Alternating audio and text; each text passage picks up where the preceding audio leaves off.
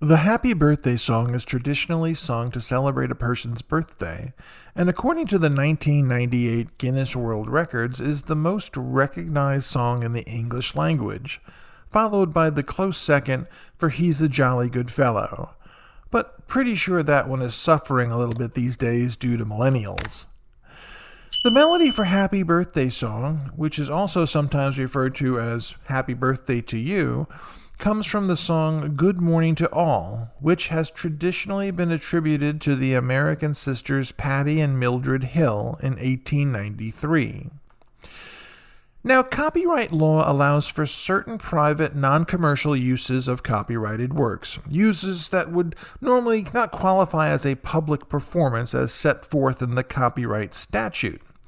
In general, the law states that a public performance means a public performance in an open place or anywhere where a substantial number of people outside a normal circle of family and friends have gathered. Using a song in a movie is considered to be public performance, and so is the use or broadcast of a song in a restaurant. Movie producers and restaurant owners need to obtain license to broadcast or publicly perform the Happy Birthday to You song. You are safe if you sing the song in your home or even at your office, since neither setting would constitute a public performance for copyright purposes.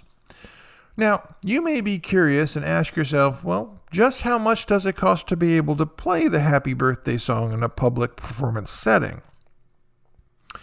I believe the following numbers represent what the cost was around the year 2016. So if you wanted to sing it at home, you don't have to pay anything. But if you wanted to use it in a television show, a movie, or a commercial, you would pay anywhere from $5,000 to $30,000 for the rights to do so. In fact, Happy Birthday to You has reportedly been generating some $2 million in royalties per year for Warner Chappell Music. Now, Warner Chappell Music has been enforcing the copyright claim since it bought Summey's successor, the Birch Tree Group, in 1988. U.S. District Judge George H. King ruled that the copyright originally filed by the Clayton F. Summey Company in 1935 granted rights only to the melody and specific arrangements of the tune, but not to the actual song itself, as Summey never acquired the rights to the song's lyrics.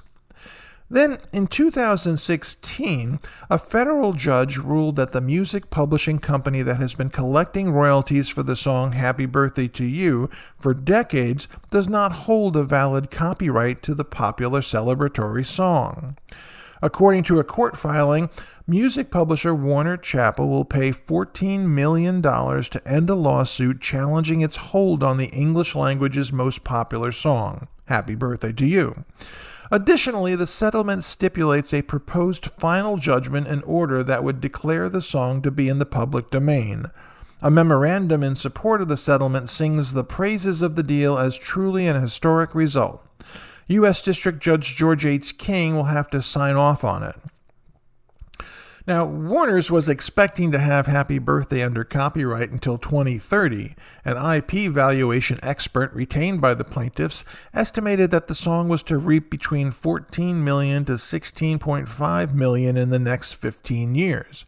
But for now, the settlement provides a big final act as to the class action lawsuit brought by film director Jennifer Nelson, who was making a documentary about Happy Birthday and was asked to pay a $1,500 license fee. She sued to hinder Warner's from ever forcing film and TV producers or others to pay again. The plaintiffs argued that a song appearing in early 20th century's children's textbooks had to be in the public domain because of general publication, abandonment, or the length of the copyright term. Now, by agreeing to the settlement, Warner's avoids going to trial to determine whether it should be punished for collecting licensing money for many decades. The music publisher also forgoes an appeal that it teased, and the defendant continues to believe that a 1935 registration should have entitled it to a presumption of copyright validity and that the song isn't in the public domain, but it has agreed to the judgment that states otherwise.